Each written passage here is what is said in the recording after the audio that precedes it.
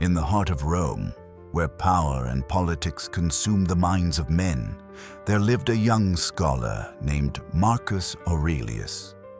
While his peers pursued wealth and influence, Marcus sought something far more elusive: truth.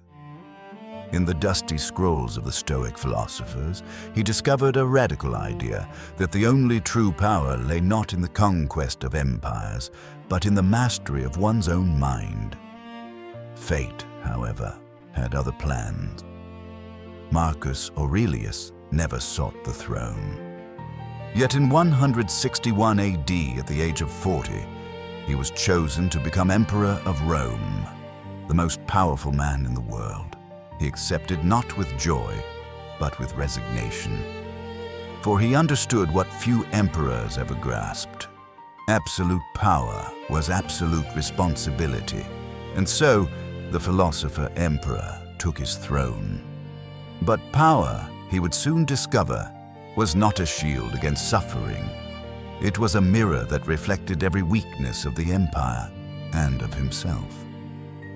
The paradox of Marcus Aurelius was this: he possessed the power to command legions, to reshape nations, to bend the will of millions to his own.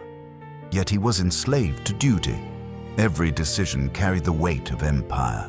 Every choice rippled across the lives of countless subjects. And in the silence of his chambers, surrounded by all the trappings of power, he was utterly alone.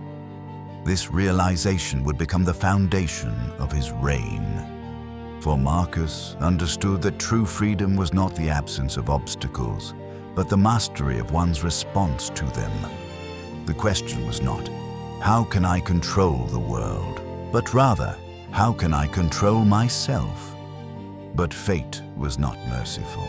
In 165 AD, just 4 years into his reign, a plague swept across the Roman Empire. The Antonine Plague, a pestilence so devastating that it would claim the lives of millions. Entire cities were consumed. Families were torn apart. The infrastructure of empire began to crumble. And there was nothing, absolutely nothing, that even an emperor could do to stop it. For most rulers, this would have been a crisis of power. For Marcus Aurelius, it was a test of philosophy. Could he maintain his principles while watching his empire collapse? Could he find meaning in meaningless suffering? The answer would define not just his reign, but his legacy. As the plague ravaged the empire from within, enemies circled from without. The Germanic tribes, the Marcomanni, pressed against Rome's northern frontier.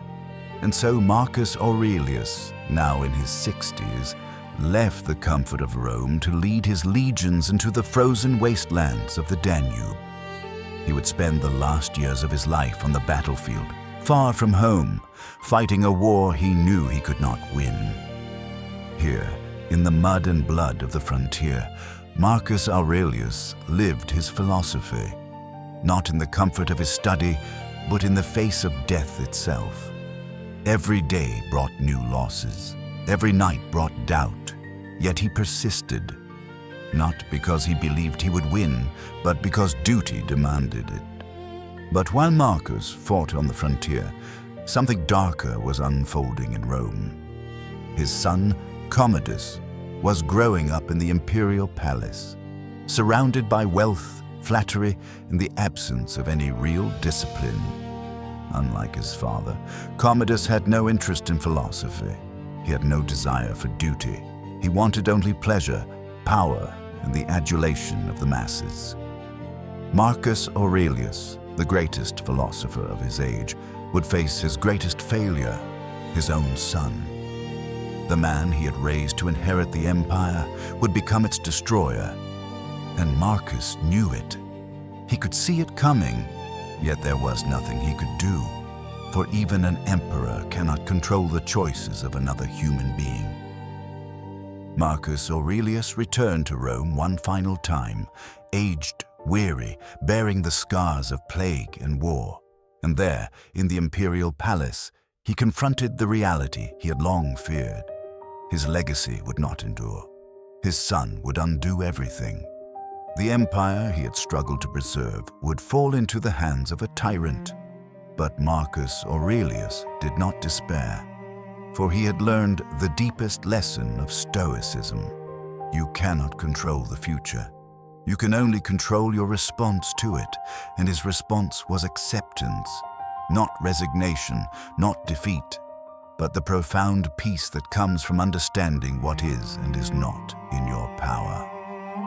In his final years, Marcus Aurelius wrote, "Not for publication, not for glory, but as a conversation with himself, a meditation on how to live well in a world that often seems designed for suffering." These writings, known as meditations, would become some of the most influential philosophical works ever created.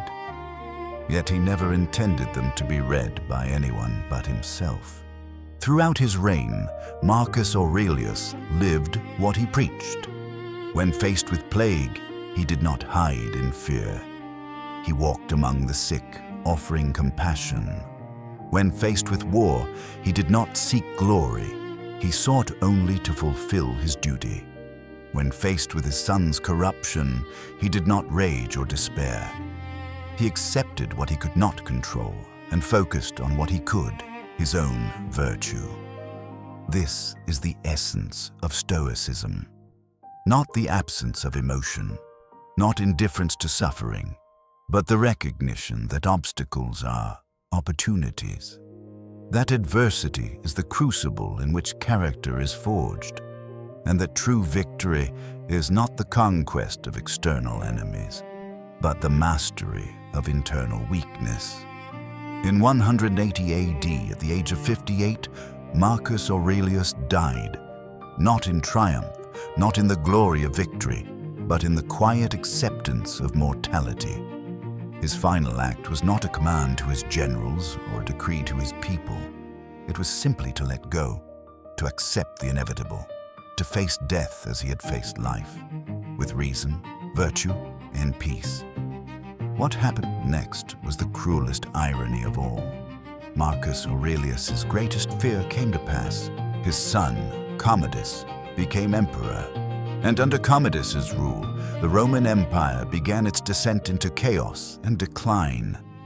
The stability Marcus had fought to preserve crumbled. The virtue he had embodied was replaced by excess and tyranny. Everything he had built seemed to collapse. But here is the paradox. His empire fell, yet his ideas endured. His son became a tyrant, yet his wisdom survived. For 2,000 years, Marcus Aurelius's meditations have been copied, preserved, and passed down. Kings and emperors have read them. Philosophers have studied them. Ordinary people have found solace in them. His words have outlived his empire by nearly 2 millennia. This is the true victory of Marcus Aurelius. Not the legions he commanded, not the empire he ruled, but the ideas he left behind. Ideas so powerful, so true, that they have shaped the minds of countless people across centuries, and they remain as relevant today as they were 2,000 years ago. The Stoic emperor's last stand was not against enemies or plague. It was against the only true enemy, the weakness within himself. And in that victory, he showed us all the way. This is the Lighthouse Logs, guiding you through the storm. Subscribe for more stories to light your way.